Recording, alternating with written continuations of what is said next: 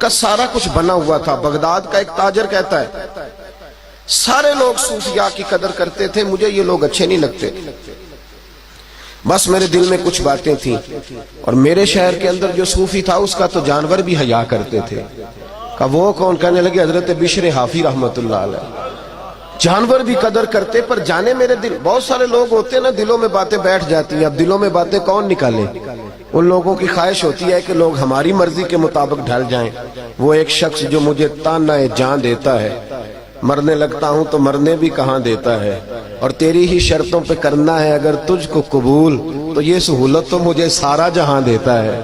بہت سارے لوگ کہتے ہیں ہمیں نہ بدلا جائے، ہمارے مطابق دنیا بدل جائے، تو وہ کہتا ہے مجھے نہیں اچھے لگتے تھے، میری طبیعت تھی، لیکن جانور بھی ان کا حیا کرتے۔ ایک دن میرے دل میں خیال آیا یار میں اپنی وہ غلط فہمیاں دور کیوں نہ کر لوں، کیوں نہ وہ غلط فہمیاں دور کر لوں جن کی بنیاد پر میں نے بدگمانیاں پالی ہوئی ہیں۔ رب بھی فرماتا ہے یا ایھا الذین آمنوا اجتنبوا کثیرا من الظن ان بعض الظن اسم، اے ایمان والو بہت سارے برے گمانوں سے بچو، بعض گمان بھی گناہ ہیں، ایسے نہ جو سامنے آئے اسے دیکھ کر قبول کر لیا کرو، کچھ تو مجبوریاں رہی ہوں گی، یوں ہی کوئی بے وفا نہیں ہوتا، کہیں کوئی بات ہوتی ہے، کہیں کوئی آزمائش ہوتی ہے۔ جناب سیدنا بشر حافی رحمت اللہ علیہ کی سارا بغداد قدر کرتا ہے، ہر شخص حیا کرتا ہے، پر نہیں مجھے بابا اچھا لگتا۔ کہتے ایک دن سوچا کہ یار جس کی جانور بھی قدر کرتے ہیں کوئی بات تو ہوگی، پتہ تو کروں ماجرا کیا ہے۔ مجھے شکایت ان سے سب سے بڑی یہ تھی کہ وہ جمعے والے دن نا فرض پڑھ کے چلے جاتے تھے، باقی نماز مسجد میں نہیں پڑھتے۔ اور جس طرح بڑی شکایت نہیں ہوتی کہ حضرت صاحب کو عصر کی سنتیں بھی ضرور پڑھنی چاہیے، بلکہ ان سے بھی 10 منٹ پہلے آنا چاہیے۔ کہا جمعے کے دن فرض پڑھ کے نکل جاتے تھے، مجھے اچھے نہیں لگتے۔ ایک دن میں نے سوچا کہ معلوم تو کروں بابا جی جاتے کہاں ہیں۔ میری باتوں کی سمجھ آ رہی ہے آپ حضرات کو؟ فرمانے لگے، وہ تاجر کہتا ہے جب حضرت نکلے نا جمعے کے فرض پڑھ کے تو میں نے بھی سنتیں اور نوافل چھوڑے، میں ابھی پیچھے ہو گیا۔ حضرت بازار میں گئے، بوڑھے آدمی لاٹھی کے سہارے چلتے، اکیلے تنے تنہا۔ فرماتے انہوں نے ایک نان بائی کی دکان سے جا کے 2 نان خریدے، تو میں نے تیسری بدگمانی کی، میں نے کہا اوہو پیر صاحب کو بھوک نے ستایا، تو سنتیں اور نفل بھی چھوڑ دی۔ کہتے ہیں تھوڑے آگے بڑھے تو انہوں نے کباب خریدے، تیسری بدگمانی کی، میں نے کہا عمر دیکھو اور ذائقے دیکھو۔ کہتے ہیں اب وہ جنگل کی طرف جب بڑھے تو میں نے کہا سبزے پہ بیٹھ کے کھائیں گے، لیکن تھوڑا سا وہ آگے بڑھے تو کچی آبادی شروع ہوئی، ایک کچا مکان ٹاٹ کا جس کو پردہ لگا ہوا۔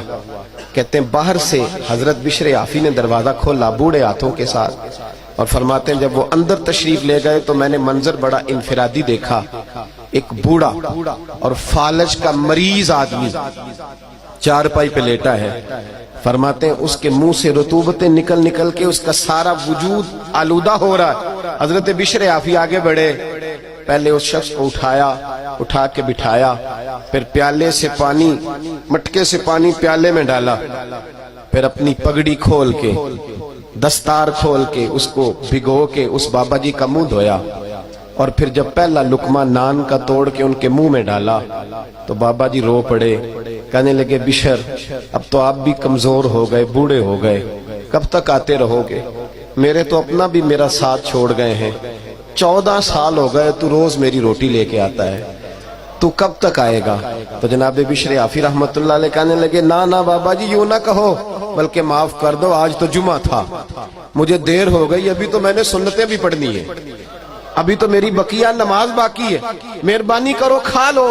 اور فرماتے ہیں پھر اگلے لفظ کہے تو وہ تاجر کہتے ہیں میں جاسوسی کرنے آیا تھا پر رو پڑا۔ جاسوسی کرنی، یہ تقریر نہیں ہو رہی، محفل نہیں ہو رہی، یہ کیفیت ہے ان لوگوں جس نے لوگوں کے دلوں کو قائل کر لیا ہے۔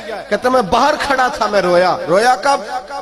جب حضرت بشر حافی فرمانے لگے بابا جی سارا شہر میری قدر کرتا ہے، میں ننگے پاؤں چلتا ہوں تو جانور بھی پیشاب نہیں کرتے، تو یہ میری عبادتوں اور ریاضتوں کا صلہ تو ہے ہی، پر مجھے یوں لگتا ہے کہ میں آپ کی خدمت کرتا ہوں تو اللہ نے مخلوق کے دلوں میں میری محبت پیدا فرما دی۔